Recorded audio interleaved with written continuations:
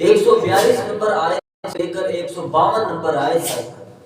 تحویل قبلہ کا موضوع بیان کیا جا رہا ہے۔ اس کے بعد تحویل قبلہ کے بعد جو موضوع بیان کیا گیا ہے مسجد قبلہ تین، اور اس سے قبل اللہ کے نبی علیہ الصلوۃ والسلام نے جب مکہ سے مدینہ تشریف لے گئے 14 16 17 ماہ تک بیت المقدس کی طرف چہرہ کر کے نماز ادا کرتے رہے۔ اس کے بعد ہوا جی کہ آپ کعبۃ اللہ کی طرف چہرہ کر کے نماز ادا کریں۔ نماز کی حالت میں چہرہ پھیر لیا گیا، اور انہوں نے اللہ کے نبی علیہ الصلوۃ والسلام کے اقتداء میں نماز ادا کی۔ کچھ فاصلے پر بستی میں محلے میں تھوڑا دور جاتے ہیں، وہاں پہ نماز ادا کرنے، وہ جا کے قسم اٹھا کے کہتے ہیں اللہ کی قسم میں ابھی اللہ کے نبی علیہ السلام کے پیچھے نماز ادا کر کے آ رہا ہوں، بیت المقدس سے قبلہ تبدیل کر کے کعبۃ اللہ کو قبلہ قرار دے دیا گیا۔ وہ امام اور سارے کے سارے نمازی انہی پیروں پر پلٹ گئے اور چہرہ کعبۃ اللہ کی طرف کر لیا۔ اور میں اگر دیکھا جائے تو قرآن مجید میں بھی اسے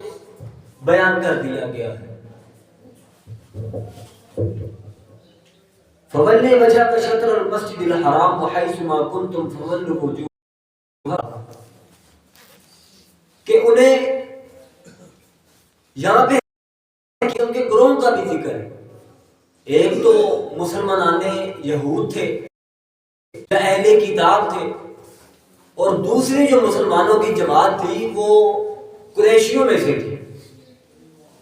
اب مسلمان مدینہ تشریف لے آئے ہیں، ہجرت ہو چکی ہے، نبوت کو 13 سال گزر چکے ہیں۔ اب ان میں جو قریشی تھے قبیلے کے لحاظ سے وہ بھی موجود ہے مسلمانوں، ان کی بیک گراؤنڈ جا کے قریش سے لگتی تھی، اہل مکہ تھے، اور ان کی دلی وابستگی تھی جو کعبۃ اللہ کے ساتھ۔ اور جو مسلمان یہود تھے یا اہل کتاب تھے ان کی وابستگی جا کے بیت المقدس سے لگتی تھی۔ تو اللہ تعالی نے امتحان لیا کہ ان کو کعبۃ اللہ کی طرف پھیر دیا، اور جو مکے سے آئے تھے مدینے آ کر قبلہ بھی تبدیل کروا دیا کہ تم پہلے بیت المقدس کی طرف چہرہ کر کے نماز ادا کرتے ہو، اب تم کعبۃ اللہ کی طرف چہرہ کر کے نماز ادا کرو۔ اور اس سے آگے رب ذوالجلال والاکرام نے فرمایا کہ اب اس بات سے مباحثہ، کیونکہ مشرکین اس بات کا وویلا کر رہے تھے کہ جی یہ کیا بات ہوئی، پہلے ادھر کو وہ چہرہ کر کے نماز پڑھتے رہے پھر ادھر کو کر لیا، یہ کیسا مذہب ہے جی، پہلے اس طرح کرتے رہو پھر اس طرح کرتے رہو۔ تو اللہ تعالیٰ نے ایک اصول بیان کر دیا کہ فاستبقوا الخیرات، ان کی باتوں کو فاستبقوا الخیرات، نیکیوں کی طرف بڑھو، اچھائی کی طرف بڑھو، بھلے کاموں میں مزید ضم ہونے کی کوشش کرو۔ اس کے آگے اللہ تعالیٰ نے بڑا ہی جامع ایک اسلوب بیان کیا ہے، فاذکرونی اذکرکم واشکرونی ولا تکفرون، تم میرا ذکر کرو میں تمہارا ذکر کروں۔ آپ یہ دیکھیے یہ کس قدر یہ انسان کا رتبہ بلند کر دینے والی بات ہے۔ جب بھی کوئی معاہدہ طے پایا جاتا ہے وہ دو ہم منصب لوگوں کے درمیان پایا جاتا ہے۔ کوئی پریزیڈنٹ ہے وہ کسی پریزیڈنٹ سے بات کرتا ہے، اور کوئی کسی کمپنی کا چیئرمین ہے وہ کسی چیئر پرسن سے بات کرتا ہے، اور اسی کو اپنا وہ ہم نوا سمجھتا ہے، اپنے لیول کا سمجھتا ہے۔ یہاں پہ اللہ تعالیٰ نے انسان کو فضیلت دی ہے، فاذکرونی اذکرکم، تم میرا ذکر کرو میں تمہارا ذکر کروں گا۔ یہ انسان کی بلندی کا معیار ہے کہ انسان اگر محنت اور کاوش کرے تو کس قدر رب ذوالجلال والاکرام کے ہاں اس کا مقام بلند ہو سکتا ہے۔ آگے اللہ تعالیٰ نے ارشاد فرمایا یا ایھا الذین آمنوا استعینوا بالصبر والصلاۃ، اے ایمان والو مدد طلب کرو صبر کے ساتھ، نماز کے ساتھ۔ آپ قرآن مجید کے الفاظ کے ساتھ ساتھ اس کے اسلوب پر ضرور غور کیا کریں۔ یہاں پہ مخاطب ہیں ایمان والے، اے ایمان والو استعینوا، تم مدد طلب کرو صبر کے ساتھ، نماز کے ساتھ۔ اور اللہ کے نبی علیہ الصلوۃ والسلام کا بھی یہی وتیرہ، کوئی بھی مشکل آن پڑتی، کوئی بھی معاملہ درپیش ہوتا، جنگ کا موقع ہے یا اور جو بھی معاملہ ہوتا، اللہ کے نبی علیہ الصلوۃ والسلام نماز ادا کرتے، نماز استخارہ ادا کر لیتے، نماز استسقاء ادا کر لیتے، نماز کسوف ادا کر لیتے۔ زندگی کا کوئی بھی معاملہ ہے اس کے اندر نماز کو بڑی اہمیت دی۔ اور پچھلے ضمن میں اگر بات کی جائے تو یہ ساری کی ساری جو قیادت تھی، ساری کی ساری جو ایک قسم کی سعادت مندی تھی، وہ بنی اسحاق سے بنی اسماعیل کے اندر تبدیل کر دی گئی تھی، کیونکہ پہلے جتنے انبیاء کا نزول ہوتا تھا وہ جناب اسحاق علیہ الصلوۃ والسلام کی لڑی میں سے ہوا کرتا تھا، اور یہودی اسی بات پر تو اترایا کرتے، ان پہ جب ظلم و ستم ہوتے یہ کہتے جی ہمارا ایک نبی آئے گا پھر ہم ان سے حساب چکتا کریں گے۔ اور جب اللہ کے نبی علیہ الصلوۃ والسلام کا ظہور ہوا، اور اللہ کے نبی علیہ الصلوۃ والسلام کا ظہور ہوا جناب اسماعیل علیہ الصلوۃ والسلام کی لڑی میں سے، یہ دل کے اندر حسد، کوڑ، اناد، اس کے تحت یہ اسلام سے دور ہے۔ قیادت و سیادت جو ساری کی ساری تھی وہ بنی اسحاق سے بنی اسماعیل میں جب کنورٹ ہو گئی تو اللہ تعالیٰ نے ایک اسلوب کر دیا کہ جو قائد ہے، جو رہبر ہے، جو رہنما ہے، جو سارے معاملات کو سلجھاؤ دینے والا ہے، اس کے لیے دو اصول ہونا لازم ہے۔ ایک تو یہ کہ اس کا تعلق باللہ مضبوط ہو اور آپ کے لیے ممکن ہے، اور دوسرا یہ ہے کہ وہ صبر کرنا جانتا ہے۔ آگے اس کی بڑی جامع مثال آ رہی، اس کے آگے اللہ تعالیٰ نے فرمایا وَلَنَبْلُوَنَّكُمْ بِشَيْءٍ مِّنَ الْخَوْفِ وَالْجُوعِ، ان قریب اللہ تعالیٰ تمہیں آزمائے گا، بھوک سے بھی، خوف سے بھی، مالوں کی کمی سے بھی۔ اور لیکن یاد رکھو یہ سب کے سب معاملات اپنی جگہ ہیں، وہ صابرین، اور جو صبر کرنے والے ہیں ان کے لیے خوشخبری، ان کے لیے معاملات بڑے آسان ہیں۔ اس سے آگے اللہ تعالیٰ نے ذکر فرمایا صفا اور مروہ، ان الصفا والمروہ من شعائر اللہ،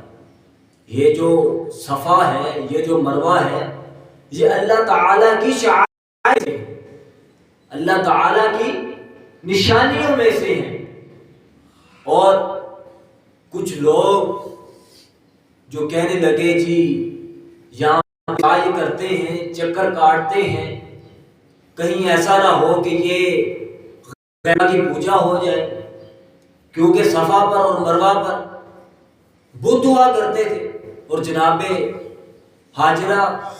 علیہ السلام انہوں نے چکر کاٹے وہاں، جناب اسماعیل علیہ السلام، جناب ابراہیم علیہ السلام جب ان کو وہاں چھوڑ آئے، پانی نہیں ہے، غذا نہیں ہے، پتھریلی زمین ہے، بے آب و گیا جنگل ہے، کسی قسم کا کوئی لوازمات کا انتظام نہیں ہے، جناب حاجرہ کبھی صفا پر کبھی مروہ پر کبھی صفا پر کبھی مروہ پر کہ کسی نہ کسی طریقے سے کچھ غذا کا اہتمام ہو جائے. تو اللہ تعالی نے صبر کرنے کے ساتھ ساتھ عمل کی پیروی کا ثمر یہ دیا کہ اسے باقاعدہ دین کا حصہ بنا دیا. اور اب جو بھی کوئی حاجی جاتا ہے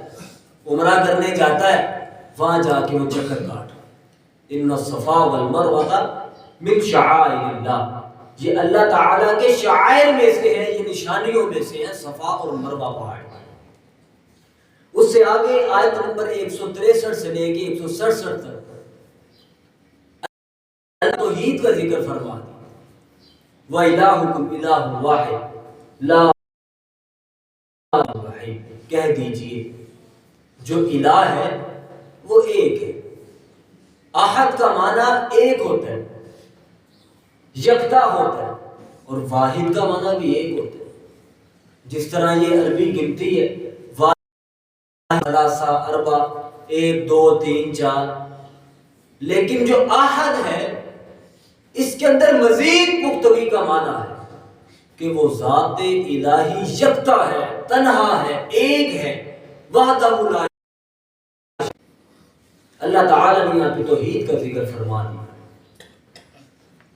اس کے بعد آیت نمبر 168 سے لے کر 174 تک حلال و حرام کے معاملات کا ذکر.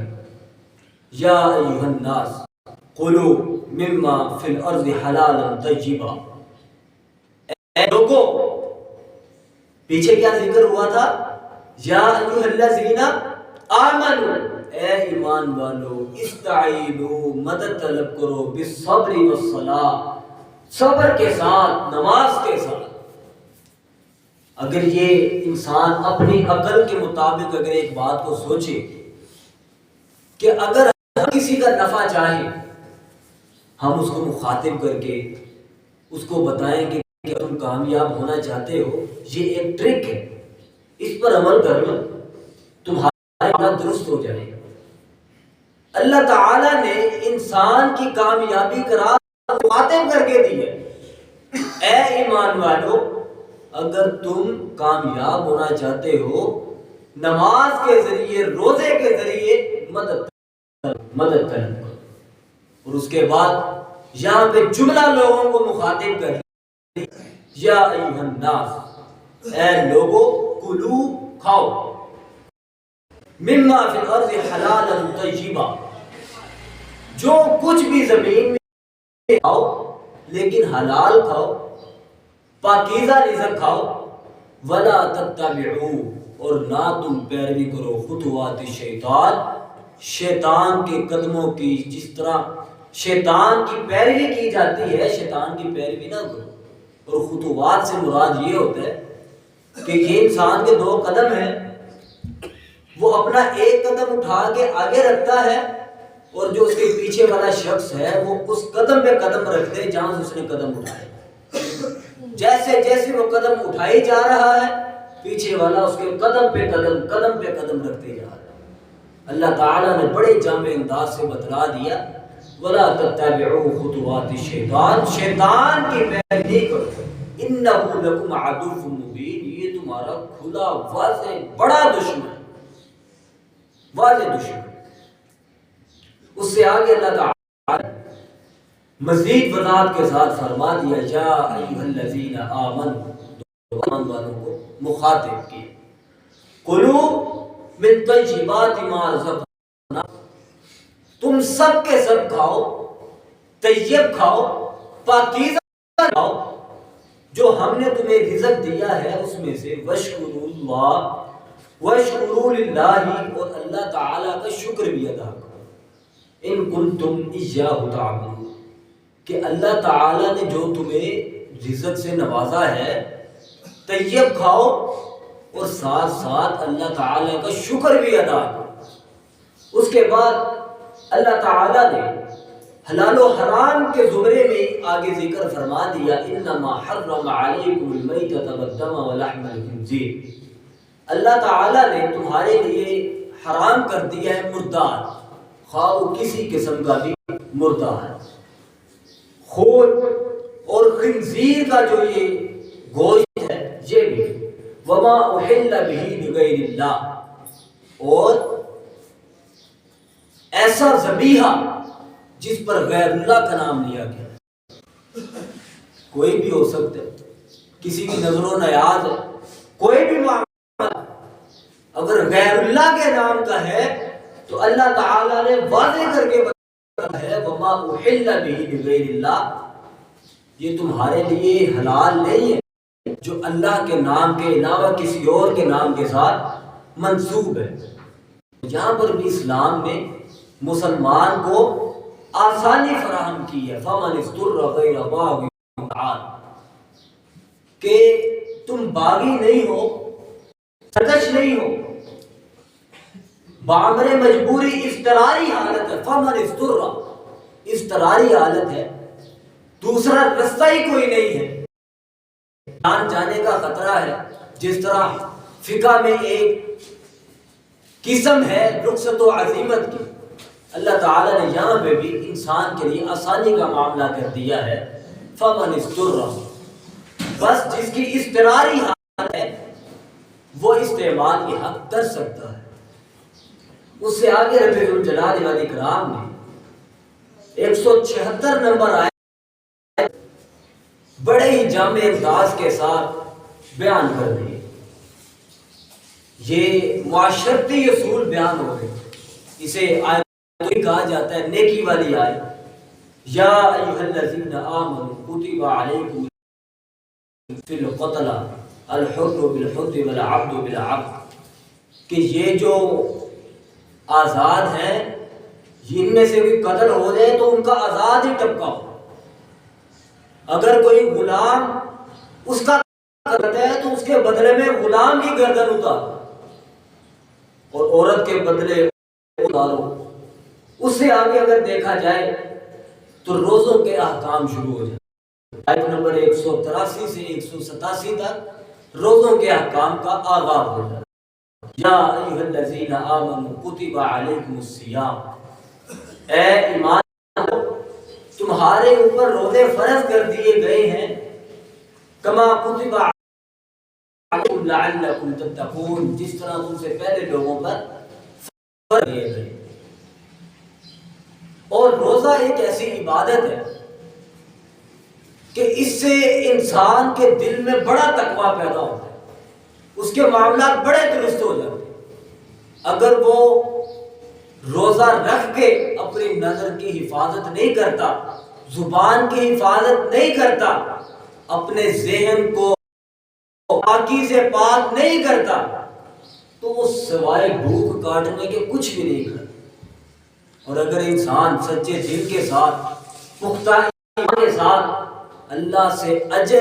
اجر کی امید لیے اگر وہ روزہ رکھتا ہے، تو جب وہ افطاری کرتا ہے اس کے ذہن میں یہ بات آتی ہے کہ مجھے ایک اجر اب ملا ہے، ایک روزے معاشر کو ملے گا، تو اس کی آنکھیں نم ہو جاتی کہ اللہ تعالیٰ نے میرے لیے اجر رکھا ہے، اور کسی فرشتے نے وہ مجھے الاٹ نہیں کرنا، بلکہ اللہ تعالیٰ نے فرمایا وَأَنَا أَجْزِي بِهِ، روزہ بھی میرے لیے ہے، اس کا اجر بھی میں نے دینا ہے۔ اللہ تعالیٰ نے شہر رمضان کا وضاحت سے بیان کر دیا، شہر رمضان الذی انزل فیہ القرآن، یہ رمضان المبارک میں اتنی گہرائی ہے، مسلمان اتنا پرجوش نظر آتا ہے، بڑے اس کے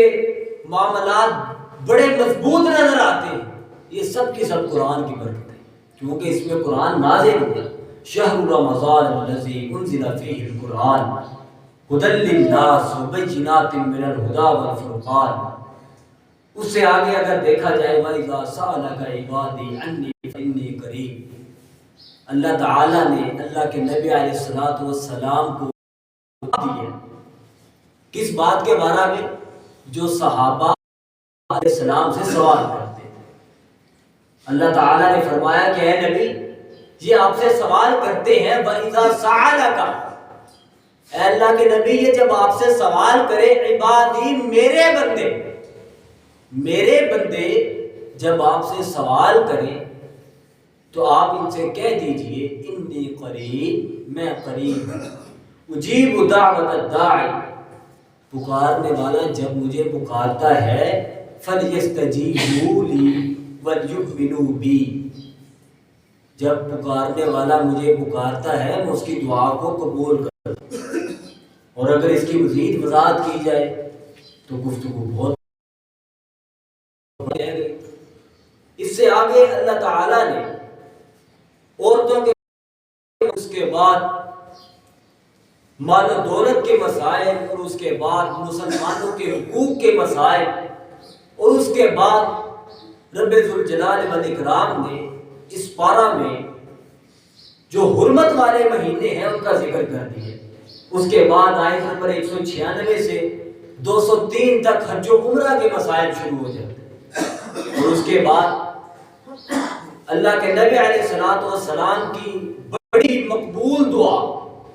اللہ کے نبی علیہ السلام اس کو بڑی تکرار کے ساتھ پڑھا کرتے ہیں۔ یہ 201 نمبر آیت، ربنا آتنا فی الدنیا حسنہ وفی الآخرۃ حسنہ وقنا عذاب النار، اے اللہ ہماری دنیا بھی احسن کر دے، ہماری آخرت بھی اچھی کر دے، ہم کو جو نار کا عذاب ہے، جو آگ کا عذاب ہے، اس سے بھی ہم کو بچا دے۔ اس کے بعد اللہ تعالیٰ نے اسلوب بیان یا ایھا الذین آمنوا ادخلوا فی السلم کافۃ، اے ایمان والو ایمان میں پورے کے پورے داخل ہو جاؤ، اسلام پورے کے پورے داخل ہو جاؤ۔ یہ پک اینڈ چوز والا معاملہ نہیں ہونا چاہیے، پورے داخل ہو جاؤ۔ اسلام اور ایمان یہ الگ الگ چیزیں، یہاں پہ بھی اللہ تعالیٰ نے الگ الگ ذکر فرمایا کہ اے ایمان والو اسلام میں پورے کے پورے داخل ہو جاؤ۔ اس کے بعد رب ذوالجلال والاکرام نے کی کامل رہنمائی کے لیے اور خصوصاً امت محمدیہ کو مزید مضبوط کرنے کے لیے ایک اصول بیان کر دیا، ام حسبتم ان تدخلوا الجنہ، کیا تم یہ گمان کرتے ہو کہ ان تدخلوا الجنہ، کہ تم بڑی آسانی سے جنت میں داخل ہو جاؤ؟ تو اللہ تعالیٰ نے آگے فرمایا کہ جو تم سے پہلے لوگ تھے مَسَّتْهُمُ الْبَأْسَاءُ وَالضَّرَّاءُ، ان کو تو بڑی سختیاں بھی پہنچی ہیں، بڑی انہیں تکالیف کا سامنا بھی ہوا ہے، وہ ہلا بھی دیے گئے ہیں، حتیٰ یقول رسول، یہاں تک کہ رسول پکار اٹھتے متی نصر اللہ، اللہ تیری مدد کب آئے گی؟ اور آج کا مسلمان تو یہ خصوصاً پیروں کے جال میں ایسا پھنسا ہے کہ وہ فرماتے اہتمام نہ کرے، روزے کا بھی اہتمام نہ کرے، دینیں اتنا بھی دور رہیں، روزے معاشر ہم آپ کو بخشوا لیں گے، یہ ہمارا باکس پڑا ہے اس میں آپ چندہ ڈالیں۔ تو اللہ تعالیٰ نے قرآن مجید میں فرمایا کہ پہلی امتوں کو تو اس قدر سختیاں پہنچی، اس قدر وہ ہلا دیے گئے، حتیٰ یہاں تک کہ یقول الرسول، رسول کہنے الذین آمنوا معہ، اور جو ان کے ساتھ ایمان والے تھے وہ بھی متی نصر اللہ، اللہ کی مدد کب آئے گی؟ جنت کا حصول آسان ہے، سہل ہے، لیکن اس صورت میں کہ انسان شب و روز جنت کے حصول کے لیے محنت کرتا ہے، اور اگر وہ ہاتھ پہ ہاتھ دھر کے بیٹھ جائے اور جنت کا متلاشی بھی ہو تو ایسا ممکن نہیں۔ اس کے بعد اللہ تعالیٰ نے آیت نمبر 219 سے لے کر 242 تک معاشرتی احکام بڑے احسن انداز سے بیان کیے ہیں، یہ خمر کا، یہ میسر کا بیان ہے، اور اس کے بعد اللہ تعالیٰ نے عورتوں کے مسائل بیان کر دیے ہیں، نساء لکم، کہ یہ تمہاری عورتیں ہیں، تمہاری کھیتیاں ہیں۔ اس کے بعد عورتوں کا یہ جو دودھ پلانے کے احکام ہیں یہ وہ آگے وضاحت سے دیے گئے۔ قرآن مجید میں نماز کا اس قدر وضاحت سے بیان نہیں ہے، اور یہ دوسرے معاملات کا اس قدر وضاحت سے بیان نہیں ہے، جس قدر معاشرتی وضاحت کے ساتھ بیان کیا گیا۔ اب یہ عورتوں کا بچوں کو دودھ پلانے کے متعلق بیان کر دیا گیا، فالوالدات یرضعن اولادہن حولین کاملین، کہ یہ اپنے بچوں کو دودھ پلانے والی ہے، یہ 2 سال مکمل، شک شبے والی یا لڑائی جھگڑے والی یا کسی قسم کے تردد والی بات ہی نہیں۔ حولین کاملین، 2 سال اللہ تعالیٰ نے اصول بیان کر دیا۔ اس کے بعد عورتوں کے مسائل کے متعلق ہی اللہ تعالیٰ نے 236 اور 237 نمبر آیت میں حق مہر کے مسائل بیان کر دیے اس پارہ کے اندر۔ اس کے بعد اللہ تعالیٰ نے فرمایا حافظوا علی الصلوات والصلوات الوسطی، نمازوں کی حفاظت کرو، خصوصاً جو درمیانی نماز ہے، نماز عصر ہے، اس کی حفاظت کرو۔ اس کے بعد اللہ تعالیٰ نے انسانیت کو جھنجھوڑنے کے لیے یہ عمل کی ہے، یہ آیت مبارکہ نازل کی ہے، من ذا الذی یقرض اللہ قرضا حسنا، کون ہے جو اللہ تعالیٰ کو قرض دے، اور یہ کس صورت میں؟ مساجد کو، مدارس کو، کسی غریب کو، کسی کی مدد کر کے، یہ اللہ تعالیٰ کی خوشنودی حاصل کرنے کا بہترین ذریعہ ہے۔ اس سے آگے بنی اسرائیل کا جناب موسیٰ کا جالوت اور طالوت، اور اس کے بعد جناب داؤد علیہ السلام اور یہود کا ذکر ہے۔ رب کرام سے دعا ہے اللہ تعالی ہمیں کامل اور احسن انداز کے ساتھ مزید نکھار پیدا کر کے اسلام کو اور قرآن مجید اس کو حاصل کرنے کی توفیق عطا فرمائے۔ اقول قولی ھذا استغفر اللہ ولسائر المسلمین والمسلمات، سبحانک اللہم ربنا وبحمدک اشہد ان لا الہ الا انت استغفرک واتوب الیک۔ الحمدللہ رب العالمین، اللهم صل وسلم على نبينا محمد وبارك وسلم وصلي عليه، اللهم احسن عاقبتنا في الامور كلها واجرنا من خزي الدنيا وعذاب الاخره، اللهم اغفر لحينا وميتنا وشاهدنا وغائبنا وصغيرنا وكبيرنا وذكرنا وانثانا،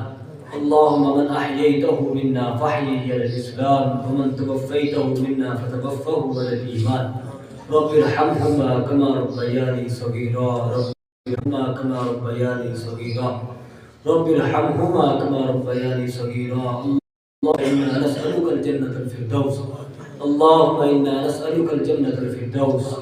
اللهم إنا نسألك الجنة الفردوس، اللهم إنك عفو كريم العفو فاعف عنا، ربنا هب لنا من أزواجنا وذرياتنا المتقين إماما، ربنا آتنا في الدنيا حسنة وفي الآخرة حسنة وقنا عذاب النار، اللهم رب الناس أذهب الباس واشف أنت الشافي لا شفاء إلا شفاءك شفاء لا يغادر سقما، سبحان ربك رب العزة عما يصفون وسلام على المرسلين والحمد لله رب العالمين۔